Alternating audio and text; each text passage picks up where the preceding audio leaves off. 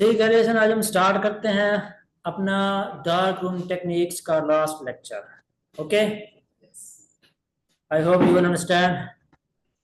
तो आज के हमारे लेक्चर का जो ऑब्जेक्टिव है वो क्या है? Understand components and workflow of automatic film processors. इसके बारे में हमने लास्ट लेक्चर में पढ़ा था कि उसमें टाइम सेट होता है, उसके ऑटोमेटिकली एक चैम्बर से निकल के दूसरे में जा रहे होते हैं, फिक्सर से लेकर आगे वाशर में जा रहे होते हैं, इस तरह से वॉशिंग हो रही होती है। अगला जो उसका हार्डनर है उस फेज में से गुजर रहे होते हैं। ये सारे फेज हमने पिछले लेक्चर में कवर किए। किस तरह से ना इसकी फिल्म की प्रोडक्शन हो रही होती है, ऑटोनोमिक में किस तरह से हो रही होती है और मैनुअल में किस तरह से होती है, ऑटो के क्या बेनिफिट्स हैं और मैनुअल के क्या बेनिफिट्स हैं। अगला हम पॉइंट इसमें देखेंगे, review types of contrast media. ठीक है ना, कंट्रास्ट मीडिया क्या होती है, क्या चीज होती है, केमिस्ट्री ट्रेड, उनकी कंपोजिशन कैसे होती है, केमिस्ट्री में ट्रेड नेम्स किस नाम से होती है, उनकी क्लासिफिकेशन क्या है। ठीक है ना, ये सारी चीजें। आगे है लर्न कंट्रास्ट मीडिया डोजेज, उसकी डोज कितनी देनी होती है। ठीक है ना, अगर थिक पेशेंट आया हमने कितनी डोज देनी पड़ेगी, थिन पेशेंट आया कितनी डोज देनी पड़ेगी। ठीक है ना, इस हवाले से एडमिनिस्ट्रेशन मेथड्स, हमने डोज देनी है तो किस मेथड से देनी है, फिकल देनी है, ओरल देनी है, आईवी के थ्रू देनी है या किस प्रोसेस के थ्रू देनी है, मेथड के थ्रू।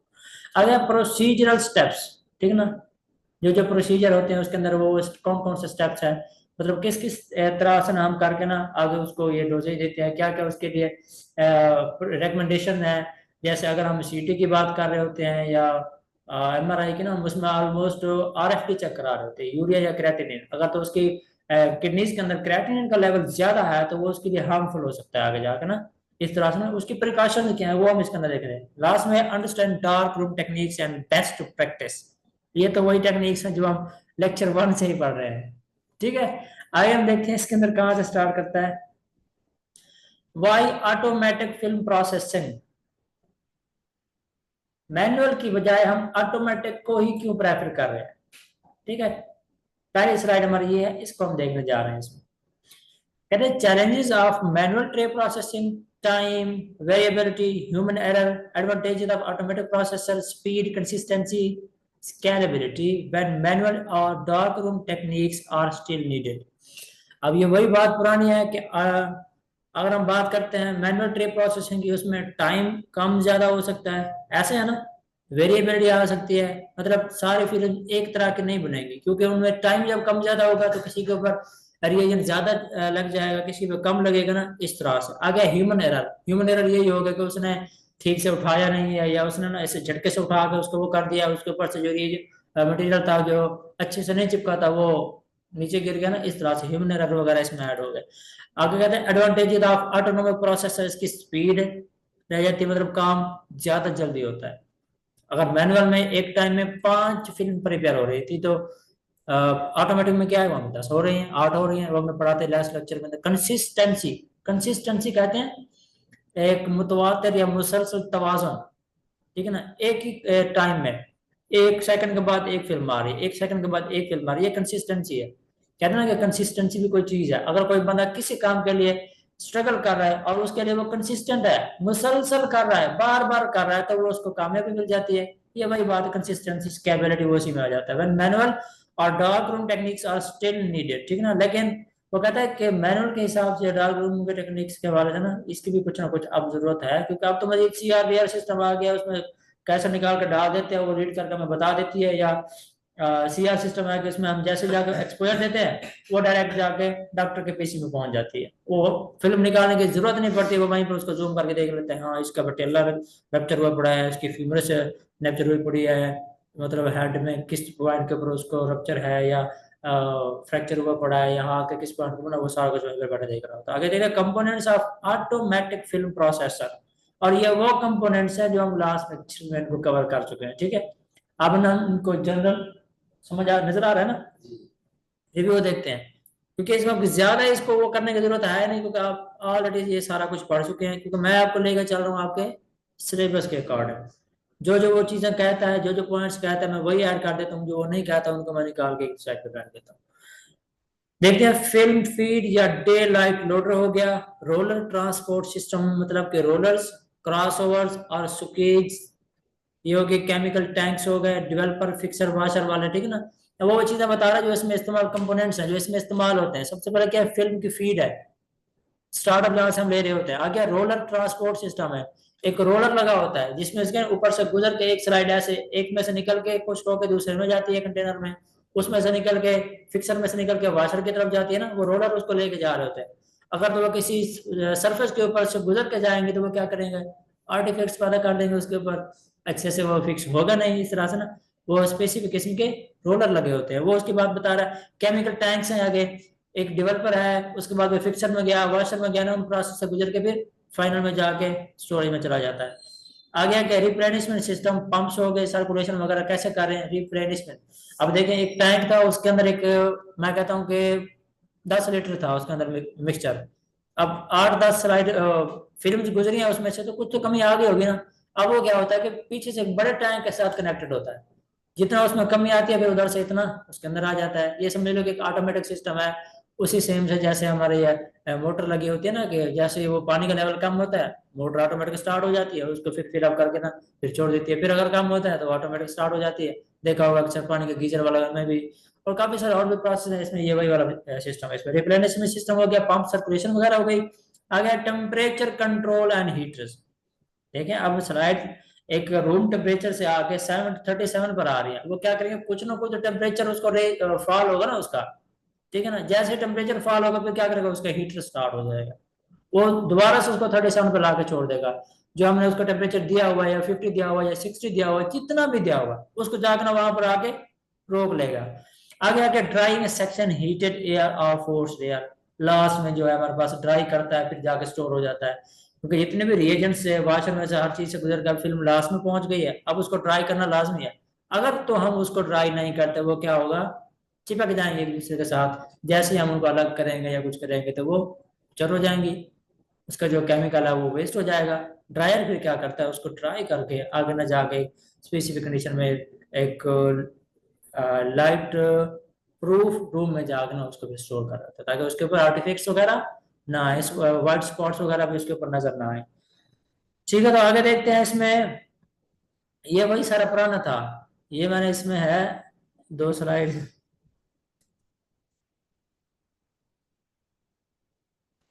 ये वाला ये मैंने अभी देखी है बाद में, क्योंकि हम भी नींद में बैठे होते जब बना रहे होते इतना नहीं होता।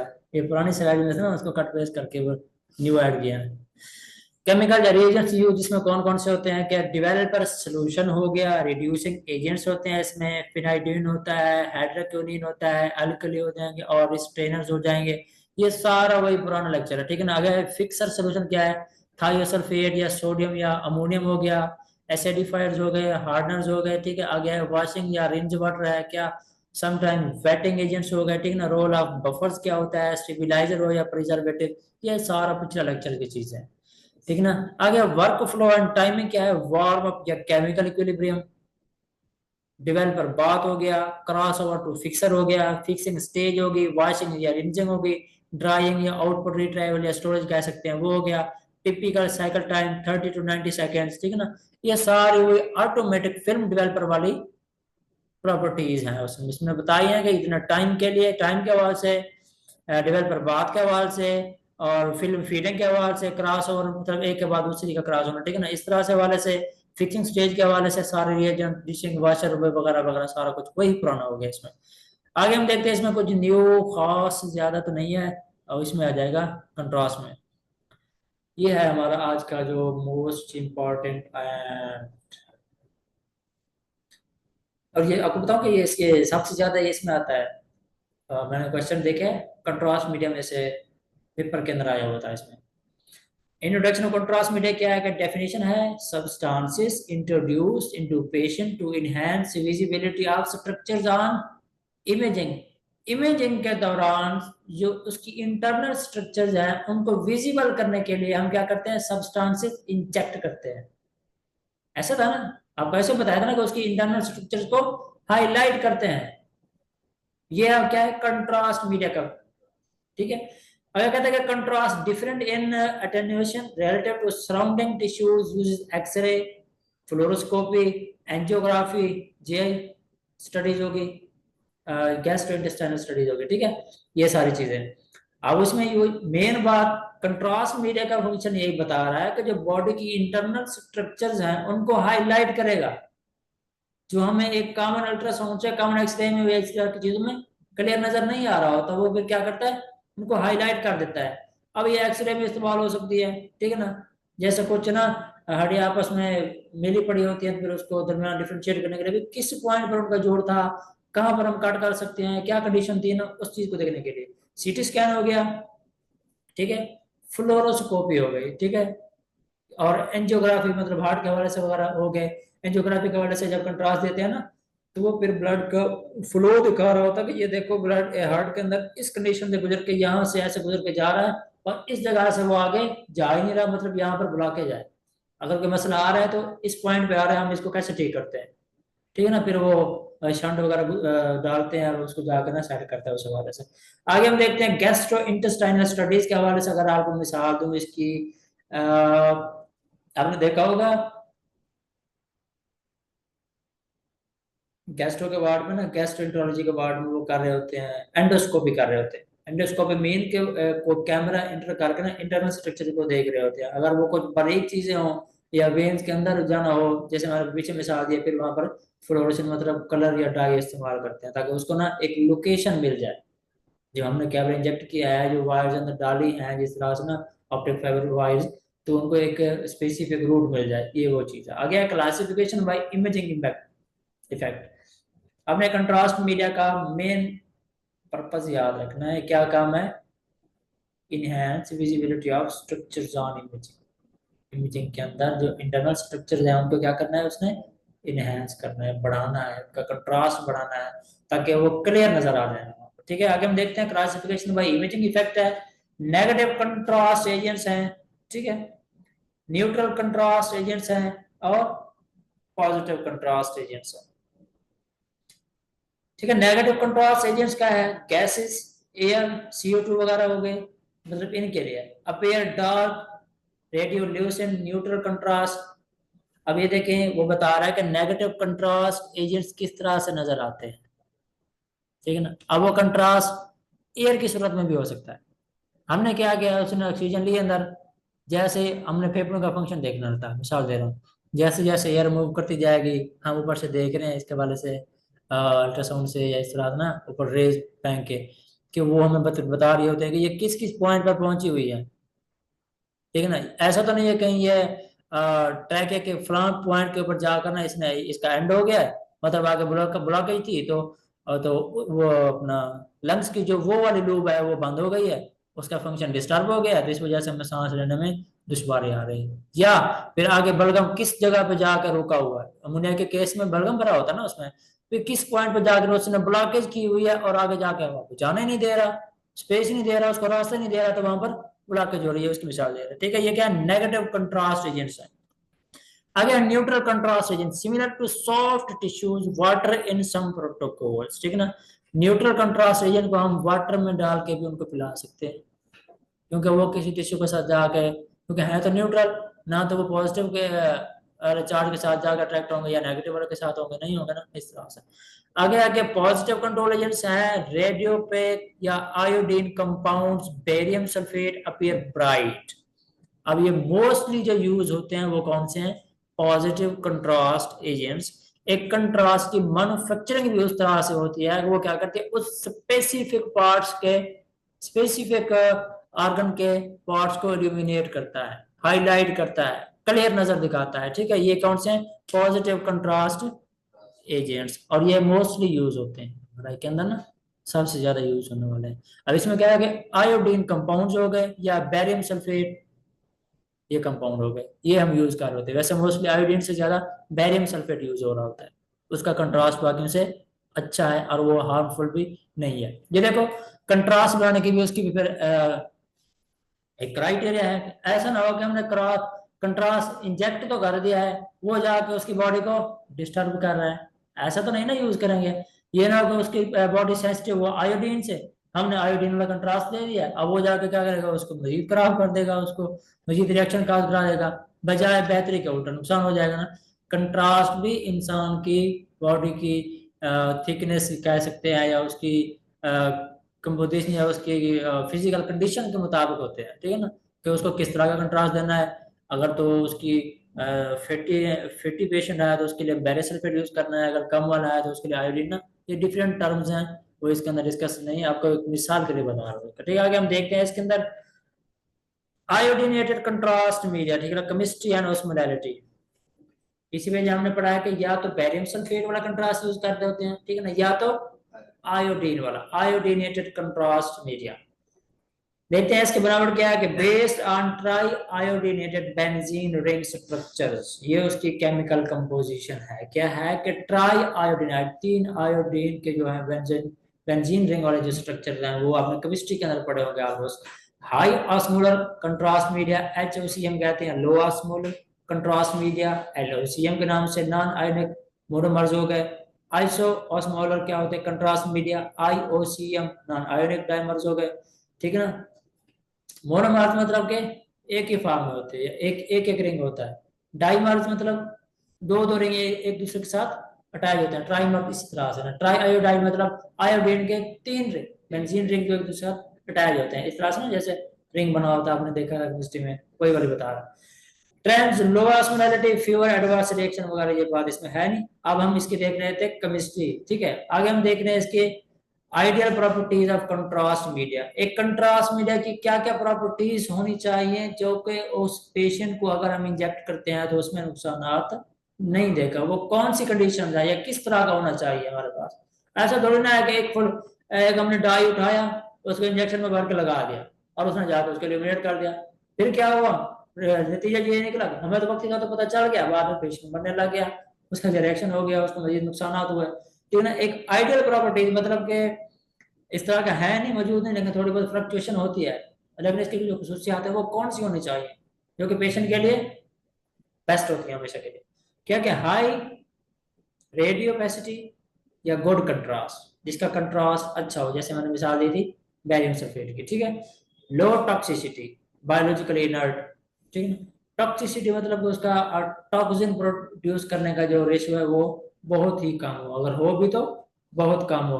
बायोलॉजिकली इनर्ट हो मतलब कि बायोलॉजिकली वो ये ना हो कि टिश्यू के साथ अटैच हो जाए, वहां पर जाके वहां पर मजीद जाके क्लॉट बना दें, या टिश्यू के साथ अटैच होकर उनके फंक्शन को डिस्टर्ब कर देना, इस तरह के नहीं होने चाहिए। आगे है लो या iso osmolar to reduce adverse effects, ठीक है। सूटेबल विस्कोसिटी, इंजेक्टेबल विस्कोसिटी मतलब उसकी थिकनेस हो गई, उसकी मतलब कि गाढ़ापन हो गया, इतना ज्यादा गाढ़ा ना हो कि अगर हम उसको इंजेक्ट ही ना कर पाए, ठीक है। कोई कुछ पतला होना चाहिए उसको, है ना। ये उसकी कंडीशन बता रहा है, प्रॉपर्टीज बता रहा है, आइडियल प्रॉपर्टीज बता रहा है कंट्रास्ट मीडिया की।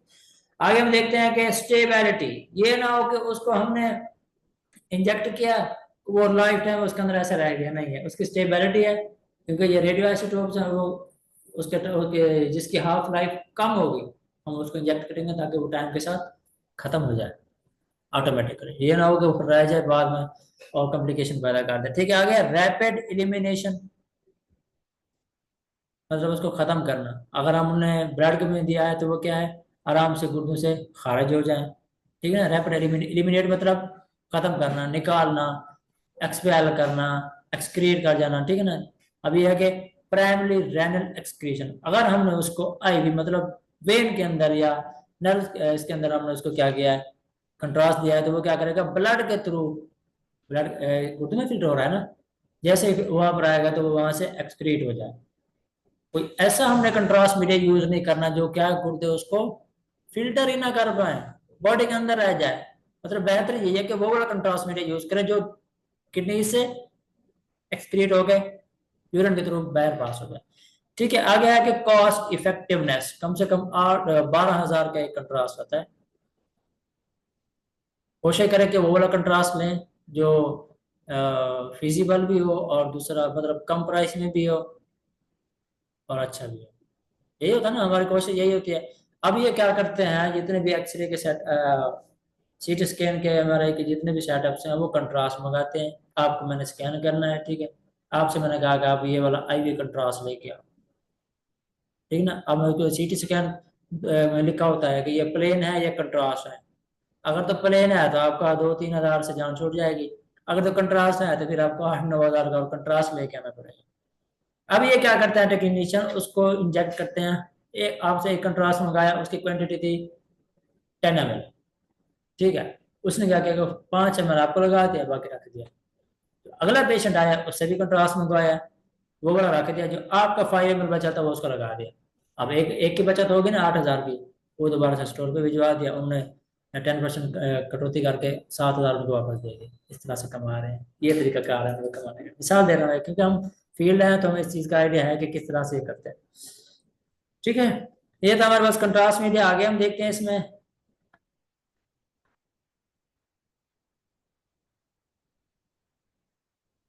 अब ये उसकी ना कंपोजिशन वगैरह बताई हुई है, ठीक है। ट्रेड नेम बताया है और उनके नोट्स या कमेंट्स दिए हैं। जेनेरिक टाइप कौन सी है, डाई एट्रोजेट, जिसको हम आयोनिक मोनोमर के नाम से जानते हैं, हाइपेक कवरेज। इसको वैसे ज्यादा पढ़ने की जरूरत है नहीं, एक बार रिवाइज कर लेना बस। इसको बैरियम सल्फेट हो गया, वैलेंस जीआई कंट्रास्ट ब्रांड, ठीक है ना। मतलब किस तरह का कंट्रास्ट, किस तरह का ना इसके लिए, सिस्टम के लिए हमारे लिए मुफीद है, रैनल के लिए कौन सा है, जीआई के लिए अगर हम बात करते हैं तो वो कौन सा बेहतर रह जाएगा ना, इस हवाले से अपना इसको एक जनरल वो कर लेना, रिवाइज दे लेना। वैसे इसको ज्यादातर याद करने की जरूरत है नहीं, मेन चीजें मैंने इसमें डाल दी। आगे हम देखते हैं routes and uses of contrast media. Routes में इनके किन किन रूट से हम कंट्रास्ट मीडिया दे सकते हैं, ठीक है। बड़े कमाल का टॉपिक है ये, आपको आई थिंक कि आपको नींद नहीं आनी चाहिए इसमें। ओरल या GI administration, gastro intestinal administration, यानी कि हम पिला सकते हैं उसको, ठीक है ना। ओरल मीन पिला सकते हैं, क्या है, फॉर एसोफेगस के लिए, स्टोमिक स्कैन के लिए, इंटेस्टाइन के लिए, बैरियम वाटर सॉल्युबल, ठीक है ना। इस तरह के हम उनको क्या कर रहे हैं, इस तरह के कंट्रास्ट हम उनको ओरली दे रहे होते हैं, ताकि वो क्या करे, वैसे गुजरता जाए, जैसे हम उसको देखते जाए कि ये इसोफेगस में ठीक जा रहा है हर चीज से, स्टोमिक स्ट्रक्चर ठीक बता रहा है, मिसाल दे रहा हूँ।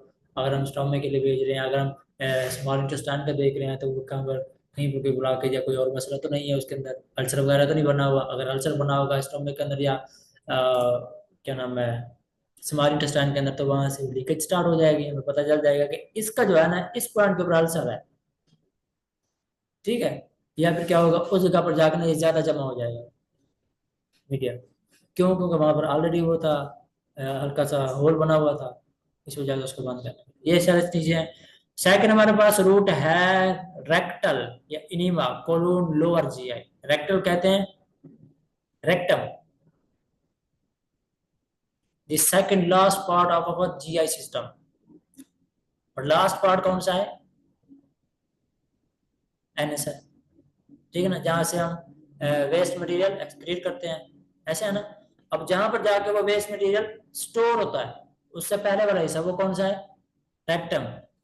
अगर हम उस तरीके से भी देते हैं, ठीक ना, लोअर जीआई, मतलब लोअर जीआई मीन के नीचे वाला हो गया, वो कौन सा हो गया, एनएस हो गया, रेक्टम हो गया, या लार्ज इंटेस्टाइन का लास्ट पार्ट हो गया, उस पॉइंट तक जहां तक अपेंडिसाइटिस का केस जाके बनता है, एक फिंगर नुमा उभार होता है वहां, ठीक है।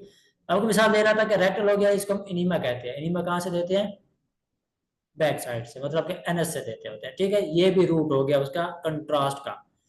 अब ये देखें पाइल्स के केस के अंदर, जिसको हम बवासीर कहते हैं, कि उस केस में फिर क्या करते हैं, एनीमा करते हैं, मतलब कि एनएस वाले रूट से देते हैं, रेक्टल रूट से देते हैं, ये रूट हो गया। आगे इंट्रावेनस या इंट्रावेस्कुलर। इंट्रावेनस मतलब वेन्स के अंदर, इंट्रावेस्कुलर के या मतलब वेसल के अंदर, सेम बात है इसमें, ठीक है। अब सीटी स्कैन के अंदर हम करते हैं इस तरह से, ठीक है ना, ताकि ब्रेन का या डिफरेंट बॉडी पार्ट्स का कंट्रास्ट अच्छा आ जाए। एंजियोग्राफी के केस के अंदर के ब्लड की सर्कुलेशन किस तरह जा रही है, और कहाँ किस पॉइंट हार्ट में किस पॉइंट के ऊपर जाके डिस्टरबेंस हो रही है, वो देखने के लिए।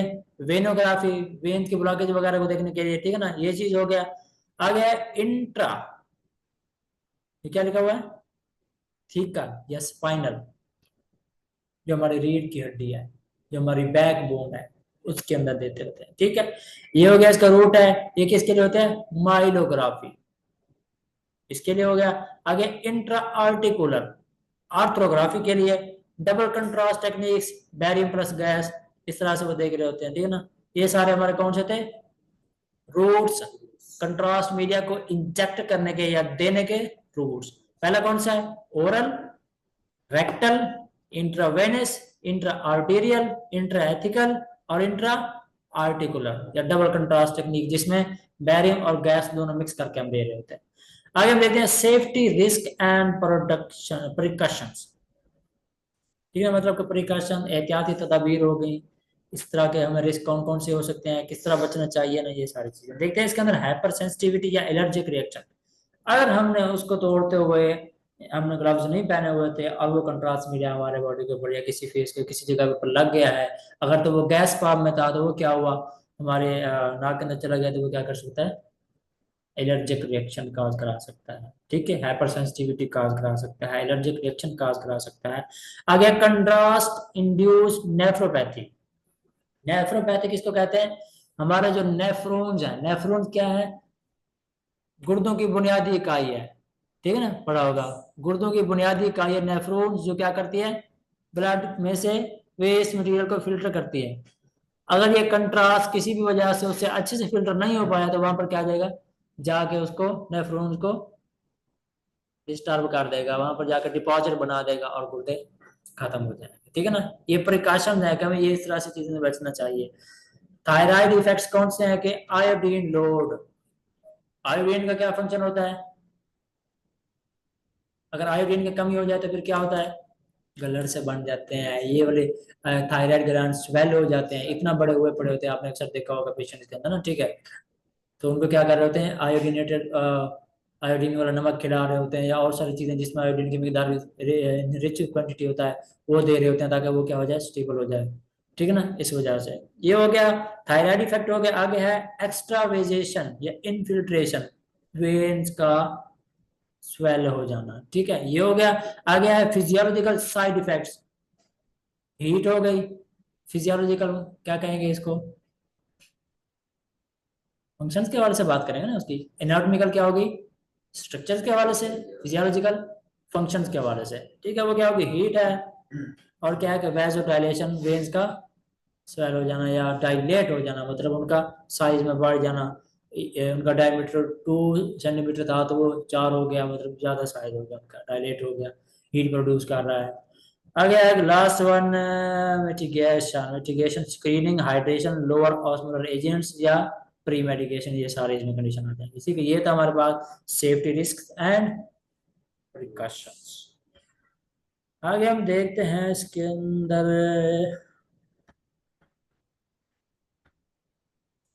Contrast media doses principle, dose देने के प्रिंसिपल असूल क्या है। ठीक है, फैक्टर इन्फ्लुएंसिंग डोज, वो फैक्टर्स जो क्या करते हैं, फ्लक्चुएट करते हैं डोज को, वो कौन कौन से हैं, या डोज को मेंटेन करने के लिए जो फैक्टर्स हमें देखे जाते हैं, एक पेशेंट के लिए डोज को रेकमेंड करने के लिए जो फैक्टर देखे जाते हैं, वो वाले फैक्टर। ठीक है ना, कौन कौन से हैं, बॉडी वेट, बॉडी का वेट हो सकता है कि ज्यादा होगा तो इतना होगा, कम होगा तो इतना देंगे। ठीक है, आगे है आयोडीन कंसंट्रेशन कंटेंट, अगर उसके अंदर बॉडी के अंदर ऑलरेडी आयोडीन ज्यादा है, तो हम उसको हीरो वाला आयोडीन वाला कंट्रास्ट नहीं देंगे। आर्गन या वेस्कुलर फ्लो, ठीक है ना, ये हो गया। आगे इंजेक्शन रेट एंड टाइमिंग, ठीक है, इंजेक्शन हमें इसको स्पीड स्पीड से इंजेक्ट करना है या कम करना है, टाइम कितना देना है उसके लिए। और यह है कंट्रास्ट को इंजेक्ट करने के बाद कितनी टाइम वेट करके फिर हमने स्कैन करना होगा। ठीक है ना, वो सारी चीजें होगी इसके अंदर। आगे रेनल फंक्शन या रिस्क फैक्टर, हमने उसका देखना है यूरिया क्रेटिनिन। यूरिया क्रेटिनिन अगर ठीक है, तो मतलब उसके जो गुर्दे हैं वो ठीक से काम कर रहे हैं। हमने जो उसको आईवी कंट्रास्ट लेना है, वो उसकी बॉडी के अंदर रिटेन नहीं रहेगा, वो निकल जाएगा with the passage of time. ठीक है ना, ये चीज है। इसलिए कहते हैं कि उसका आरएफटी लाजमी करवाना चाहिए अगर आप उसको आईवी कंट्रास्ट दे रहे हैं। ये ना होगा कंट्रास्ट आपने दे दिया, उसको ऑलरेडी गुर्दों का मसला था, उसका क्रेटिनिन यूरिया वगैरह पड़ा हुआ था, उसके गुर्दे जो थे ठीक से फिल्टर नहीं कर पा रहे थे, फिर वो कंट्रास्ट को कैसे फिल्टर कर पाएंगे, आगे से कैसे वो भेजेंगे, वो तो ऑलरेडी नकारा हुए पड़े हैं, मतलब उनका फंक्शन लॉस हुआ पड़ा है। इस वजह से इमेजिंग प्रोटोकॉल, स्कैनर कंस्ट्रेंट वगैरह हो गए। ठीक है, मेथड्स ऑफ डिलीवरी कौन कौन से, मेथड कौन से, मैनुअल सिरिंज इंजेक्शन, हाथ के जरिए कैनोला लगा के हमने सिरिंज के थ्रू उसको क्या किया, इंजेक्ट किया है। ठीक है ना, ये उस चीज को कह रहे हैं। आगे पावर इंजेक्शन या मैकेनिकल हो गया, allows control flow and timing. आगे bolus plus saline flush technique, हमने क्या किया, एक उसको नॉर्मल सलाइन की बोतल चढ़ा दिया, उसके अंदर डाल दिया। ठीक है, ये हो गया। आगे है split bolus multiple phase protocol, और ये अलग लेंथी टॉपिक है। अप्रोप्रिएट कैथीटर या canalisation size and site, catheter कहते हैं कैथीटर पास करना, एक नाली पास करना, नाली पास करके उसके अंदर छोड़ दिया। फर्ज कर रहा हूँ कि मैंने ब्लेडर का कराना है, ब्लेडर का क्या करेंगे, अब उसके लिए अलग से थोड़ी ना करेंगे, कैथीटर पास करके ना उसके अंदर हम डाल देंगे कंट्रास्ट, वो क्या करेगा, जाकर उसके अंदर स्प्रेड होकर उसके सारे स्ट्रक्चर को इल्यूमिनेट कर देगा, इंटरनल स्ट्रक्चर को इल्यूमिनेट कर देगा। ये वाली बात बता रहा है इसके अंदर। आगे हम देखते हैं इसके अंदर procedural steps in contrast imaging. Procedural मतलब प्रोसीजर, पहले हमें क्या करना चाहिए कंट्रास्ट के ड्यूरिंग क्या करनी चाहिए और बाद में, ठीक है ना, ये इसमें है। प्री प्रोसीजर स्क्रीनिंग क्या है, एलर्जी के टेस्ट हमने कराने हैं, आरएफटी कराना है और हाइड्रेशन, पानी का लेवल चेक करना है। अगर तो हाइड्रेशन ओके है, आरएफटी ओके है, उसको एलर्जी उस तरह की नहीं है, ठीक है ना, मतलब उस तरह से जैसे हम आयोडीन से या बैरियम सल्फेट यूज कर रहे हैं उससे उसको एलर्जी नहीं होती, तो फिर हम क्या करेंगे, उस तरह का कंट्रास्ट लगा सकते हैं उनको, ठीक है। आगे inform consent plus IV access. Inform consent, consent form कहते हैं कि इजाजतनामा है उससे, ठीक है ना, उससे पूछ के हर चीज़ उसको बता के कि हम आपको लगाने लगे हैं, इसके ये फैक्टर रिस्क फैक्टर हो सकते हैं, ये इसके फायदे हैं, आपको इसमें हेल्प आउट करेगा वगैरह वगैरह सारी चीज़ें इन्फॉर्म करके आईवी इंट्रावेनस हम क्या करेंगे, उसको लगा देंगे या पास कर देंगे। आगे है base line imaging if needed. Base line imaging आपने ये देखो कोई ट्रैक्ट ये वाला काम करने से पहले आपने एक जनरल या सिंपल उसका एक्सरे करवाया है, सिंपल अल्ट्रासाउंड करवाया है, सिंपल सीटी स्कैन करवाया है, ठीक है ना, इस तरह से वो सारी हिस्ट्री वगैरह लेने के बाद कंट्रास्ट इंजेक्शन पर प्रोटोकॉल, प्रोटोकॉल के हिसाब से सेलाइन फ्लश हो गया, नॉर्मल सेलाइन में डाल के, ठीक है। आगे क्या है कि इमेजिंग एक्विजिशन आर्टीरियल वेनस या डिलेड फेज की वजह से, ठीक है ना, ये वही बात है। मॉनिटरिंग एंड रिएक्शन मैनेजमेंट, अगर तो उसके अंदर कोई रिएक्शन वगैरह स्टार्ट हो जाए तो उसको मैनेजमेंट कैसे करना है ना, ये सारे उसके प्रोसीजर में आ रहे हैं। पोस्ट प्रोसीजर हाइड्रेशन या रेनल प्रोटेक्शन, ठीक है ना, प्रोसीजर करने के बाद या आईवी कंट्रास्ट देने के बाद, स्कैन करने के बाद अगर कोई रिएक्शन वगैरह स्टार्ट होते हैं, ठीक है ना, या उसको हाइड्रेशन हो जाती है, आई मीन या डिहाइड्रेशन हो जाती है, कोई भी इस तरह का मसला होता है ना, वो इसमें आ जाता है प्रोसीजरल स्टेप्स के अंदर। आगे हम देखते हैं introduction on dark room techniques, ये तो वही है जो आप शुरू से पढ़ रहे हो, आप पढ़ो इसको डार्क रूम को।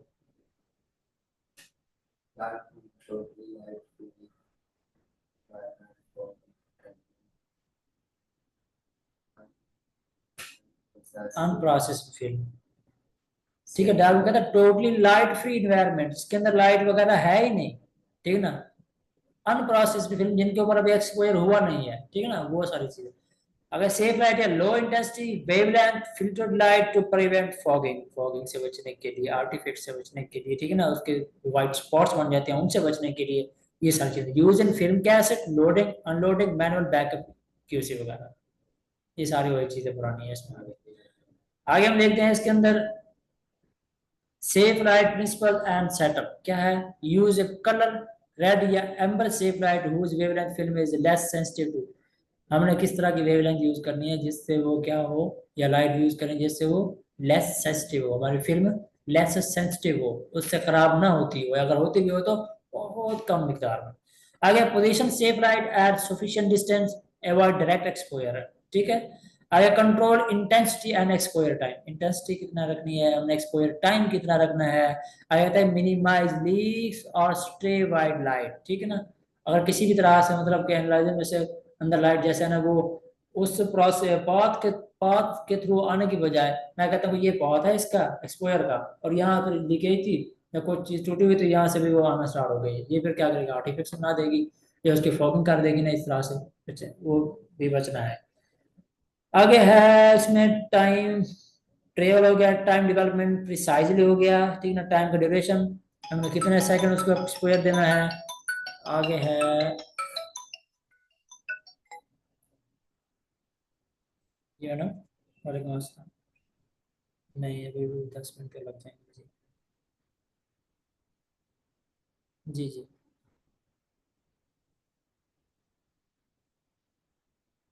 कितने, ठीक, ठीक है, ओके ओके ओके, ठीक है। कहते हैं stop bath range if used, fixing stage होगी, वॉशिंग ड्राइंग, वो सारी इंस्पेक्शन। तो डार्क रूम की टेक्निक्स के बारे में अगर हम बात करें तो आप लेक्चर 1 से ही इसके बारे में पढ़ रहे हो, ठीक है। आगे हम देखते हैं कोई सेकंड लास्ट है या लास्ट है, देखो खुशी नजर आई है अब। कॉमन डार्क रूम एरर्स या आर्टिफैक्ट्स कौन से हैं, सेफ लाइट फॉगिंग हो गई, लाइट लीक्स हो गई, अनइवन डेवलपमेंट स्ट्रीक्स हो गई, ठीक है ना। उस प्रोसेस के थ्रू जिस तरह से हमने बताया ना कि अगर हमने टाइम ठीक नहीं दिया, या फिक्सर को ठीक में से उसमें स्प्रेड नहीं होने दिया, फिक्स नहीं होने दिया, ठीक है ना, आगे केमिकल कंटेमिनेशन हो गई, इनसफिशिएंट वॉशिंग हो गई, एयर बबल्स बन गए, स्पॉट्स बन गए, डस्ट वगैरह हो गई, स्क्रैचेस हो गई, या फिंगरप्रिंट्स ऊपर लग गए खींचने के दौरान, रखने के दौरान, उठाने के दौरान, इस तरह से। ये क्या है, कॉमन डार्क रूम एरर्स या आर्टिफैक्ट्स के नाम दे रहे हैं इनको। आगे integrating automatic and dark room use. Automatic dark room use के इंटीग्रेशन क्या है इसमें, use automatic processor for routine high throughput. अगर डार्क रूम या safe light required for film loading unloading, अगर जरूरी है तो उसके लिए केमिकल मिक्सिंग है, उसकी मेंटेनेंस है, बैकअप है, इमरजेंसी मैनुअल प्रोसेसिंग है, क्वालिटी कंट्रोल और ट्रबल शूटिंग वगैरह। क्वालिटी कंट्रोल ट्रबल शूटिंग ये हो गया कि अगर हमें मुसलसल किसी इसके अंदर फिल्म्स के अंदर आर्टिफिक्स नजर आ रहे हैं, फॉगिंग नजर आ रही है, क्लियर नजर नहीं आ रही, तो हम उसके फिर क्यूसी वगैरह देखते हैं, एक और फिल्म लेके आते हैं जिसको ना पूरा प्रोटोकॉल में से गुजार के, हर तरह की जगह से गुजार के, उसको सिक्योर करके ना वो उसको एक्सपोजर देते हैं। क्या इसके ऊपर भी वही वाला मसला आ रहा है, ठीक है ना। या हम क्या करते हैं, किसी और जगह से ले आते हैं फिल्म, अगर उसके ऊपर भी वही वाला मसला आ रहा है, फिर हम देखते हैं मशीन के अंदर, अगर उसमें वो वाला मसला नहीं आ रहा, फिर हम देखते हैं इसकी स्टोरेज के ऊपर कि या तो इसके ऊपर लाइट पड़ रही है, या उठाने में रखने में गलती है, या इसके लिए हमें फिजिबल स्पेस नहीं दी हुई, हमने इसको प्रोटोकॉल नहीं फॉलो किए हुए, इस तरह से ये सारी चीजें इसके अंदर हो गई। ठीक है, डार्क रूम आप पहले से ही ये सारा अच्छे से पढ़ चुके हो। आपका जो आज का मेन टॉपिक था वो कंट्रास्ट मीडिया था, ठीक है। आपने उसको रिवाइज करना है, और पिछले जितने भी लेक्चर हुए डार्क रूम के हवाले से आपने कोशिश करना है और सबको रिवाइज करना है, क्योंकि जो नेक्स्ट लेक्चर होने वाला है तो उसमें मैंने आपसे इस साल का ओवरव्यू लेना है, ठीक है।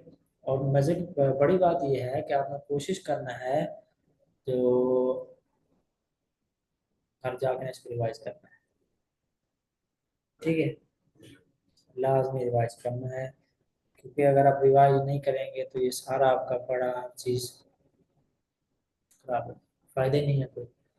वैसे भी अगर सर कहते हैं या नहीं कहते रिवाइज के लिए, आपको चाहिए कि जाकर रिवाइज करें। ओके।